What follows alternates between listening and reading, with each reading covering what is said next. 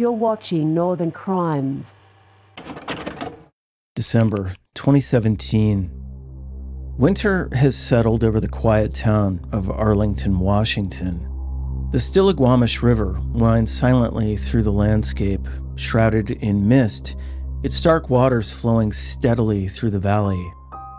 In the nearby Trafton area, a chilling message is sent from a woman to her mother. I'm being kept against my will. I believe these people are going to kill me. The sender was 39-year-old Jessica Seybold, a mother of two who'd been battling addiction but was finally on the verge of getting help. That message would be the last her family would ever receive. When police traced the location of Jessica's phone, they found her car abandoned on a rural property, but Jessica was gone. The homeowner handed over a handwritten note claiming she'd given him the vehicle, one of the few possessions she still owned. Her keys, phone, and makeup bag were left behind. The man claimed she'd simply walked away in the middle of the night without her belongings, miles from town, in a remote, wooded area. It was a story that defied logic. But with no sign of struggle and no body, investigators had little to go on. This is the true story of Jessica Seybold's disappearance, a case that shattered her family, baffled investigators, and exposed the dark undercurrents beneath a seemingly peaceful town. This is Northern Crimes.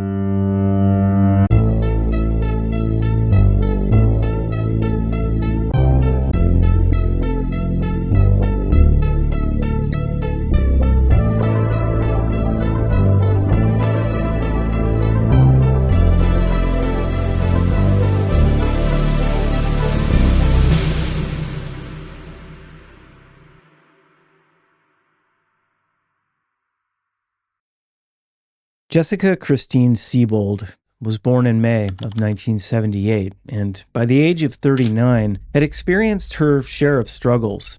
She was a mother of two, a teenage son, and an adult daughter, and those who knew her described her as strong-willed, vibrant, and deeply devoted to her children, even through difficult times.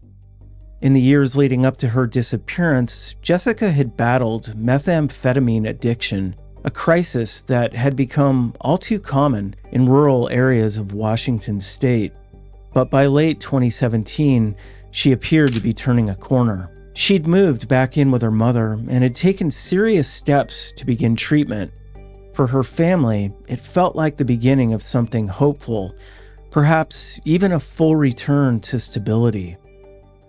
Jessica had been working to rebuild her life and restore her connection with her children. The decision to seek help marked a significant moment of progress, one that gave her loved ones a reason to believe things might be getting better. But that moment would never arrive.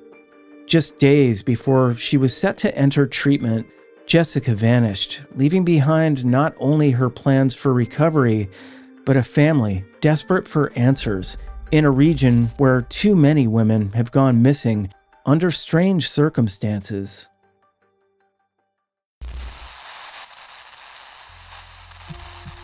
On December 12, 2017, Jessica was seen at the home of a couple named Andy and Mary Earp.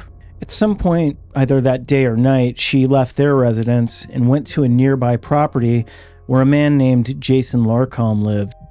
Jason's girlfriend, Rihanna, as well as another individual, Donnie Schaefer, was reportedly present as well. And this is where things get murky, as there's very little official reporting on this case. What happened over the next several hours is reconstructed through text messages, video clips, and fragmented witness statements. Jessica began sending increasingly urgent messages to friends and family, sharing the address of the rural property in Arlington, Washington. In these messages, she expressed fear, reporting that someone had taken her car keys and wasn't letting her leave. In one video message sent outside Angel of the Winds Casino, Jessica appeared distressed. She remained outside, unable to enter without identification, visibly anxious, her unease captured on video. Alarmed, her mother contacted the police. By the time officers arrived at the property, Jessica was gone. Her car was still there, but she wasn't. The people at the residence claimed she'd left on her own free will, and they presented a handwritten note stating that she'd given her car away. Jessica's family quickly dismissed the note as fraudulent, believing it had been forged by someone on the property. The scene raised even more concern. Jessica's windshield had reportedly been smashed, allegedly by a jealous confrontation. Items from her car were missing or burned. Despite the disturbing details, police couldn't find clear evidence of a crime. With no sign of Jessica and no physical proof of foul play, the investigation fizzled out, leaving behind a mystery and a growing sense of dread. In the days and weeks following Jessica's disappearance, her family was left to navigate a devastating silence. Despite the obvious red flags, burned belongings, a suspicious note, and a car left behind, there was no arrest, no confirmed crime, and no trace of Jessica. The Snohomish County Sheriff's Office shared her photo on social media, describing her physical appearance and asking for leads. Detectives interviewed roughly a dozen individuals connected to the case and reviewed messages, witness statements, and tips, but the evidence remained circumstantial. As time passed, disturbing stories began to circulate within local drug communities, unconfirmed but persistent. Rumors suggested that Jessica had been assaulted and murdered, her body either discarded in the Stillaguamish River or destroyed. Among the names that surfaced were Donnie Schaefer, previously questioned in an unrelated homicide. According to local accounts, he'd allegedly boasted about harming Jessica and disposing of her body. Despite the rumors, the case remained classified as a missing persons investigation. Without a body or physical evidence linking anyone to a crime, law enforcement found themselves constrained by the limits of procedure. Frustration grew among those closest to Jessica. Some felt the investigation lacked urgency, especially given the vulnerable status of many women caught in cycles of addiction.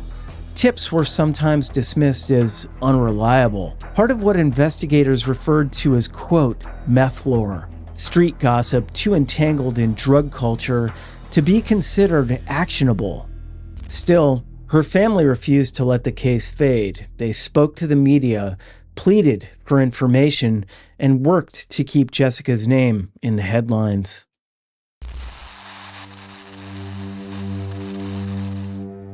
In June 2022, nearly 5 years after Jessica vanished, a shift in circumstances gave investigators a new opportunity. The property where she was last seen had changed ownership, and the new owner granted detectives permission to search the land. It was a pivotal moment in a case that had gone cold. The property sat along the Stillaguamish River, a location that had long been tied to the rumors surrounding Jessica's fate. Detectives brought in ground-penetrating radar and excavation equipment, hoping the soil might hold the answers the investigation had never uncovered. The findings were disheartening. Layers of buried debris, furniture, trash, rusted appliances slowed progress and muddled the radar findings. The cluttered landscape made it difficult to distinguish what was meaningful from what was simply refuse. Despite careful digging and hours of sifting through contaminated soil, no human remains were recovered. For Jessica's family, the renewed search brought a mix of hope and agony. It kills me inside to know what she went through, and that the animals are out and running around, and they're going to do it to somebody else's child. After years of uncertainty, the excavation stirred painful questions once again.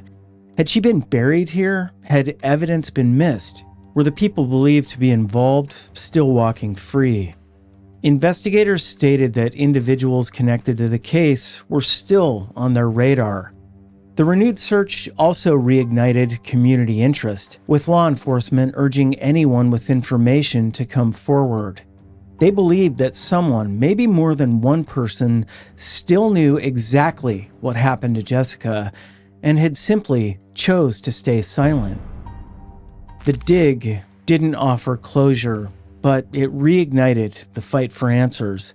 And for Jessica's family, it was another reminder that justice remained just out of reach.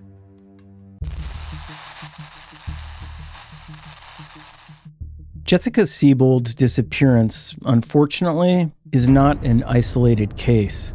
Across the Pacific Northwest, countless women have vanished under circumstances that remain suspicious, unresolved, or barely investigated. In fact, we've talked about a lot of these cases here on this channel.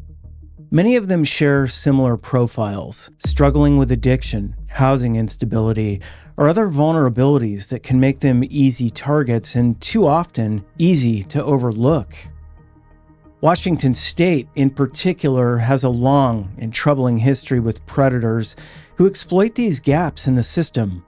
From the I-5 killer in the 1980s to the Green River killer who preyed on sex workers for decades, the region has repeatedly seen patterns of violence against women dismissed or deprioritized until the evidence becomes undeniable. Snohomish County, where Jessica vanished, has its own quiet archive of missing persons. Women from the margins, those battling poverty or substance abuse, have disappeared at alarming rates. And despite community concern, the response from law enforcement has often been seen as inadequate. Many families have expressed frustration, believing that their loved ones' cases weren't pursued with the urgency they deserved. The perception is that when the victim struggles with addiction or lives outside the bounds of social stability, the investigation loses momentum. In some cases, reports are delayed or not filed at all.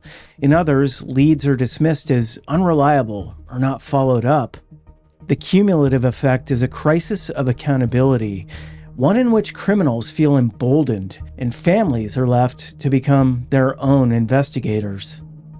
Jessica's case, like so many others, highlights a systemic blind spot. Vulnerable women continue to disappear, and too often, no one is held responsible.